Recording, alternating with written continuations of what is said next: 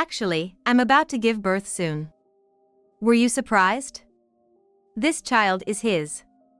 We've been nurturing a forbidden love while you were hospitalized. His, Tom. My head went blank as I listened to my mom, who was speaking with the excitement of someone about to burst into song. While I was battling cancer, my husband and my mom were having an affair. It wasn't my imagination that my mom's belly seemed to be getting bigger every time she visited me in the hospital. When I was discharged, my mom showed off her belly, which was so swollen it was obvious she was in her final month of pregnancy. Sorry. I got pregnant with his child. You're sick and useless, so I'm divorcing you. I quietly agreed to the divorce without a moment's hesitation and left the house immediately. Later, when I imagined the panic on my husband and mom's faces as they discovered the unexpected turn of events, I couldn't help but laugh. My name is Lynn. I didn't grow up in a very good home environment. My mom, Yvonne, gave birth to me when she was 18. Maybe because she had me so young, she never really seemed to understand what it meant to be a mom. She was too busy running around and having fun to care about our family. Her friends praised her for being cheerful wherever she went, but at home, she was often indifferent or even cold to me. In her life, I was just a small part, and I rarely felt any warmth or affection from her as a mother. On the other hand, my dad was a famous potter. As a craftsman, he cared for me, but he was shy and awkward and not very good at showing his affection directly. Still, I was grateful to him. If it weren't for him, I might not be alive today, given how neglectful my mom was. When I was in high school, my dad had a stroke and has been bedridden ever since. To help with the household finances, I gave up my plans to go to college. My mom was completely unreliable when it came to money. I got a job at a local trading company right out of high school. Since my mom didn't help with my dad's care, I had to juggle work and taking care of him. During the day, I had to rely on a caregiver while I was at work, which was also expensive. Even with some financial aid, it wasn't enough, and I struggled with daily life. 6 months into this routine, I started to get used to balancing my job and caregiving. Around that time, my boss, Tom, proposed to me. If you marry me, we can manage your father's care and other things together, right? With double incomes, you can rely on me when needed. Plus, having a man around the house would ease your worries. Tom's proposal felt more like a strategic move to exploit my weaknesses rather than words of love. Even so, I had been dating Tom, and there must have been some affection involved. In the end, I felt like I had no choice but to accept the marriage for practical reasons. After we got married, Tom's attitude changed abruptly. Despite being supportive of my job before marriage, he did a complete 180 afterward. As his true nature became apparent, my daily life grew more exhausting. You should quit your job and focus on taking care of your dad and the house. Now that we're married, there's no reason for you to keep working. Wait, didn't you say that if we got married, we'd have double incomes? Besides, I want to keep working. My desire to continue working was largely influenced by my mom. She never worked and depended on my dad while she partied around. Not wanting to become an irresponsible and selfish woman like her, I wanted to be a self-sufficient, working woman. However, Tom laughed at my opinion. Can't you get a clue? You're so dumb, you need it spelled out for you? What? What's the problem with me working? It's a huge problem. High school grads are a burden to the company. What? No one has ever told me that, and I'm working hard. No one would say it to your face. No matter how hard you work, a burden is a burden. The harder a high school grad tries, the more they inconvenience everyone else. Tom's mockery made me afraid to go to work. Even though I knew his view was biased, I couldn't help but wonder if there were others who disliked me for just having a high school diploma. I didn't choose to stop my education. I wanted to go to college, study, and enjoy campus life. Despite my frustration, Tom's relentless demand that I quit my job eventually left me with no choice. I became a housewife, dedicating myself to housework and caregiving. I realized that I was being treated not as a partner but as a convenient tool, leading to a lonely marriage devoid of affection. However, my dad's condition didn't stabilize and kept getting worse. He caught a cold that turned into pneumonia, and he ended up in critical condition. I desperately tried to contact my mom, but she acted as if nothing was happening. Mom. Dad's condition is really bad.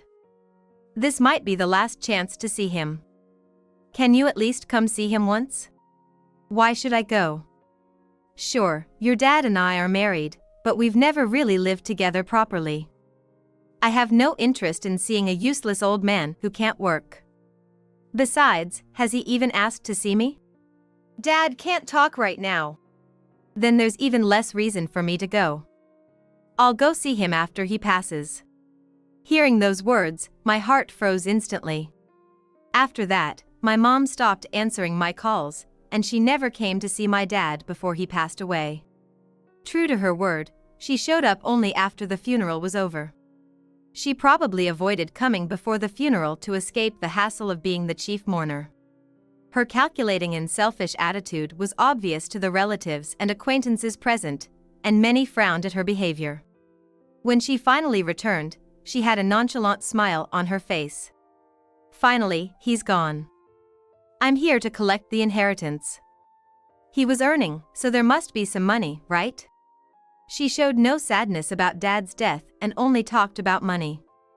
The relatives were appalled by her behavior, but since she had a right to the inheritance, she made sure to get her share, which was really unpleasant for me.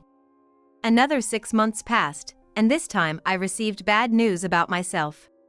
I was diagnosed with cancer. I felt like the unluckiest person alive. From the moment I was born to such a mother, I had no luck at all. My life has been a series of tragic events, and this diagnosis was the most devastating blow yet. I was still in my 20s and felt hopeless about having cancer, but when I told Tom, he didn't seem concerned at all. Wow, cancer? They say it progresses faster when you're young, so you better get treatment quickly, right? How much is that gonna cost? Do you have insurance? Yes, but are you worried about the money first?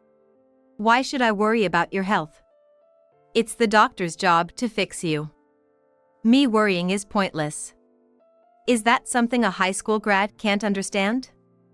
My job is to provide the money. But if it gets too expensive, you'll have to give up your life. Facing this harsh reality, I couldn't figure out how to move forward or even how to fight. Tom's cold words left me very depressed, but I couldn't stay down forever. I tried to stay positive, but it was a shock when I had to be hospitalized for a year to focus on treatment. Every day, I wondered if I would survive and leave the hospital alive. During this time, both Tom and my mom visited me. However, I couldn't help but notice that they always came together. My mom was a party girl who was rarely home. The only time she and Tom had really met was after my dad's funeral when she came to beg for her inheritance. Yet, Tom and my mom always seemed friendly with each other. Strangely, every time they visited, my mom's belly looked bigger. It wasn't like she was just gaining weight, her belly was clearly swollen. I couldn't help but ask Tom when my mom stepped out of the room. Hey, doesn't it seem like my mom's belly gets bigger every time she comes? Have you heard anything? Really? You're imagining things. No way. Only her belly is getting bigger. Do you think she might be? Maybe she just gained a bit of weight? She's your mom, so don't comment on her body. I couldn't shake the feeling that something was off, but Tom didn't take me seriously. Eventually, my mom stopped visiting altogether. Occasionally, Tom visited me, but even those visits gradually reduced until he stopped coming altogether. The white walls and impersonal bed made my loneliness feel even worse. Without visitors, I felt like I had been forgotten by the world. And it often made me cry into my pillow. Despite the loneliness, I managed to get through the year. I was able to leave the hospital, cancer-free. I told Tom and my mom the good news, but neither of them came to pick me up. I completed the discharge process and returned home alone. Though it was lonely, I was excited to finally be home. So, I was shocked to see my mom's belly so big that it was obvious she was in her final month of pregnancy. Welcome home, Lynn. Actually, I have something important to tell you. I've been waiting to introduce you to this child.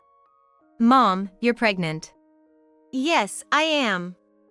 The baby is due soon. Were you surprised? This child is his. His, you mean Tom? Wait, Tom and... Yes, that's right. Tom and I have been nurturing a forbidden love. My head went blank as I listened to my mom speak with the excitement of someone about to burst into song. It wasn't my imagination that my mom's belly seemed to be getting bigger every time she visited me. Tom, with his arm around my mom's shoulder, smugly flared his nostrils. It's your fault for getting sick. You're no longer fit to be my wife. A woman who's not healthy has no value. Sorry, but I'm healthy enough to get pregnant. I don't need a sick wife. We plan to start a new family, just the three of us. So, we're getting a divorce. My mom and Tom were ridiculously cheerful. Tom handed me a completed divorce form, and I silently filled in the blanks and handed it back. I packed only what I needed and quickly left the house. Without a moment's hesitation, I walked out. The next day, my phone kept ringing with calls from Tom, so I reluctantly answered. You've ruined everything. My life is a mess because of you. Oh, really? I regret marrying you too. My life has also been pretty messed up because of you. Now I need to find a way to be happy. I don't care about your life. Just come to the place I'm about to tell you, now. Tom, furious, told me to meet him at a nearby cafe at a specific time. I didn't have to go, but I thought I should at least have a final talk, so I went to the cafe. Not only was Tom there, but my mom was there too. You must have said something unnecessary. It can't be anyone else but you. Tom's excited rant was incoherent, but as I listened, I began to understand the situation. Tom had gone to work this morning as usual. However, his usual morning was disrupted. He was suddenly called by the boss and thought it might be about a promotion, but it wasn't. The boss had ordered Tom to transfer to a subsidiary in a remote area. Tom was good at his job. He had been the ace of the sales department, always performing at the top level. The news of a transfer to a subsidiary came as a complete shock to him. Tom, flustered, asked the boss. Excuse me, sir. There must be some mistake. I never asked for a transfer, and I don't think I've done anything to warrant this. You should reflect on all your actions before you speak. What do you mean? I haven't made any mistakes at work, and the recent deal went well. I'm saying that a man who betrays his wife can't be trusted as a person. We can't have someone like that as the face of our company in sales. How do you know about that? The transfer is final. If you can't accept it, then resign. Tom was left speechless. He assumed I had told the boss. You must have fed him some lies. What did you do? Tom, in his fury, confronted me, and I couldn't help but laugh before nodding. Yes, now you get it? Actually, my dad had a brother. That man, my uncle, was the boss of the company where Tom worked. He was a busy man and couldn't attend my dad's funeral. Tom had no idea until now that my uncle was the boss. My dad was expected to be involved in the company, but he rebelled against his parents in his youth, wanting to pursue a career in art, and left home. This estrangement probably contributed to my uncle and dad not being closely connected. However, when my dad had a stroke, my uncle reached out to me, saying, "Let me know if you need anything." It was only then that I learned my uncle was the boss, and even my mom didn't know this. I've always been in touch with the boss as family. But Mom never visited Dad in the hospital, and Tom, you were never interested in me, so you didn't notice. This happened because you didn't care about your family. It's your own fault. After I calmly stated the facts, Tom hid his anger and pleaded with me. If the boss is your uncle, then he'll listen to you, right? Please, Convince him to cancel this transfer. No, I won't. Why not? Your husband is in trouble. I signed the divorce papers yesterday, remember? You and I are no longer married, we're strangers now.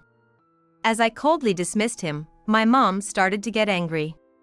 You can't cut off family ties. Don't act like we're strangers. How can we live in some remote place with a baby on the way? Then don't live together. We never lived together properly anyway. Kids can grow up without a father. And, Mom, you act like a victim, but are you sure that baby is even Tom's? What? What are you saying? Of course it is. That's impossible. Tom is infertile. While my mom stood there in shock, I handed her the hospital test results I had brought. This is a lie. These results are fake. Tom, who knew nothing about this, turned red and tore up the test results, but that didn't change the facts. If you think it's a lie, get tested again. The results will be the same. Actually, Tom and I had wanted kids soon after we got married, so we underwent fertility testing. But just as the doctor was about to report the results, Tom had to rush off to deal with a work issue. He left the hospital without hearing the results and had never followed up. Tom seemed to be calming down from his initial anger, his red face gradually turning pale. So, if that's the case, whose baby is Yvonne carrying? I laid out the investigator's report I had prepared on the table. The documents in the manila envelope spilled out, revealing photos of my mom leaving a hotel with a middle-aged man. This guy is Dad's apprentice, right? My mom had been having an affair with a student from my dad's pottery class for years. Seeing my mom's swollen belly had made me suspicious, so I hired a detective to investigate. When Tom saw the photos, he turned on my mom. You deceived me. I'm gonna sue you for damages. I don't have that kind of money. I can't pay you. What about the inheritance from your husband? I know you got that money. I spent it all already. What? Then why did I even bother wooing an old lady like you? It seemed Tom had pursued my mom for her money. Tom sighed and scratched his head before turning back to me. Please, give me another chance. Tell the boss that the divorce drama was just a misunderstanding. You're the only one I love, Lynn. Please believe me.